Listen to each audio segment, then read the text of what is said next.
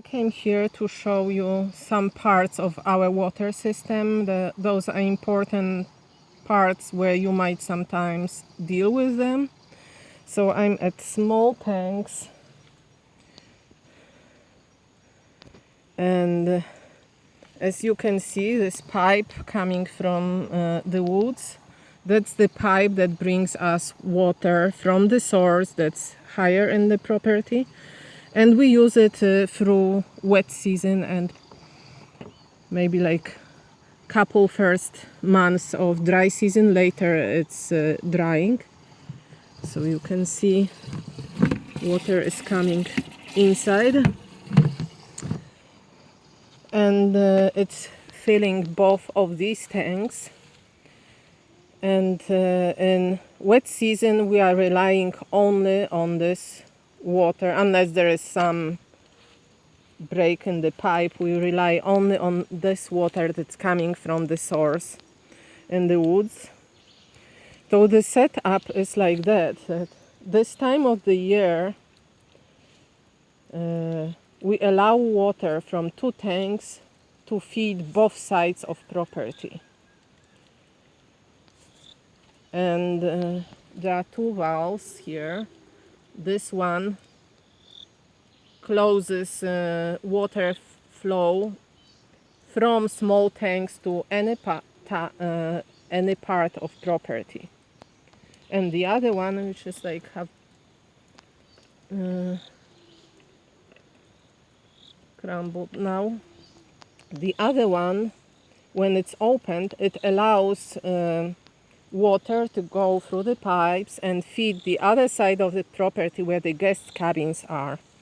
In dry season, when we have to pump water from the well to the big tank that's above, and then the water comes from up there through this pipe to the small tank and fills small tanks, we keep that valve closed. Otherwise the water would just overflow. It's like a big pipe that there is no way to stop the water flow when the tanks are filled. So in dry season this valve has to be closed, and the other side of property gets water only directly from the big tank. And I will show you other settings here. This valve on this side regulates it can close water flow towards the temple and kitchen area, and like the monks area. Unfortunately the air valve is broken for now, but hopefully we won't need it any soon. And here on this side you can see a valve. I'm not sure what this one does. I think it closes all water flow from the tanks, but anyway, maybe not. It might be closing one of those tanks. Anyway, here, hidden in this grass, there is a valve. It's right now opened, but that valve closes water flow towards some pastures and Guru Maharaja's side. So if there is need of repair there, and this valve has to be closed so that we don't lose our water, first open this air release and allow some water flow, and only after that close this valve. Why is that? Because if we don't allow some air in and someone tries to use water on the side that's like kind of broken, it may cause pipe implosions, and like they will be damaged in the ground, which is really, really difficult to repair because they are buried, so you can't really see where the break is. So to avoid issues like that, that would be like really painful, we always open the air valve, then only after that we close the line. You can see on this pipe coming from the source there is a valve that can close water flow from it to water tanks. Generally we do it only after first rains, when water can be really muddy, and then we open this one to just clear water, and after a few days it's clean again, so we can use it. There in the bushes there is a filter that you probably cannot see now because it's overgrown, so every few months it's good to unscrew it and rinse it with water so it keeps working properly. So going back here again, whenever we use water pump and big tank and we want to stop water flow to small tanks, the easiest way is to close this valve here, and then the water will stop. And remember, like in dry season, this valve has to be closed and not allow tank to fill from bottom, because on top we have something that will like stop filling the tanks after they are full. So this way we can fill the big tank while the power is good, like at noon, and we can run pump for a long time, instead of like having to pump every few hours, which would strain our system. Okay, let me try to get out of this barbed wire.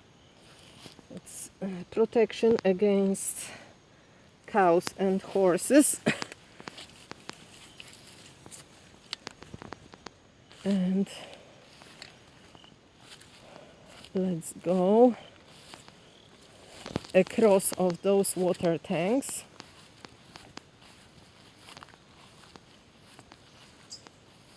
There is a tap and there are two valves and holes in the ground, like with green lids. So this tap, as you can see, it has still some water. I'm opening it because I'm closing this one. You see it's closed now. So why do I close it? This will close water flow towards guest cabins. There is no one there right now, and to have less concern about possible leaks and broken pipes, you can close that valve and reopen it when I need to clean up or someone comes to stay there. As you can see, this water is slowing down, and soon it will be the pipe will be empty. So this is protecting that side from pipe implosion. And whenever this valve is closed, this tap should be open to allow air to flow inside.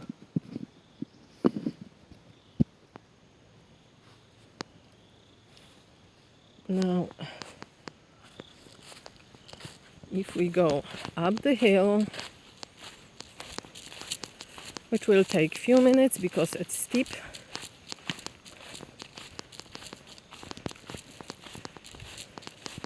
and on this side of the road we have two pipes buried. One is carrying water towards the water tank, the big tank, and one is carrying water down from it to small tanks. So I want to show you the big tank.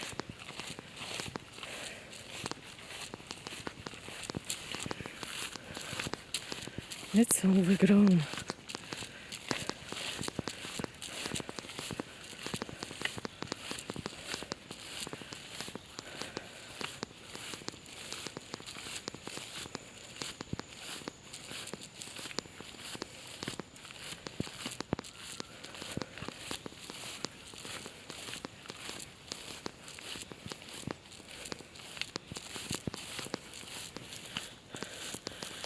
Here it becomes visible.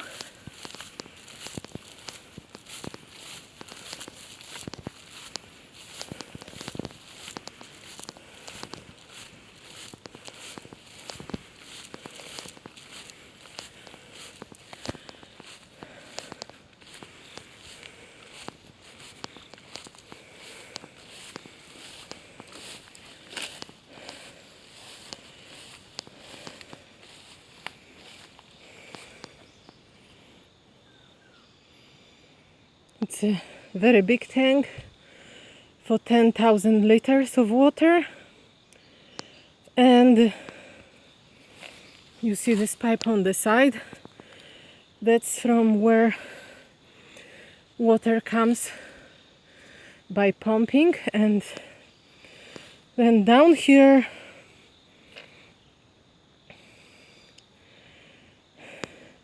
it goes towards the smaller tanks, and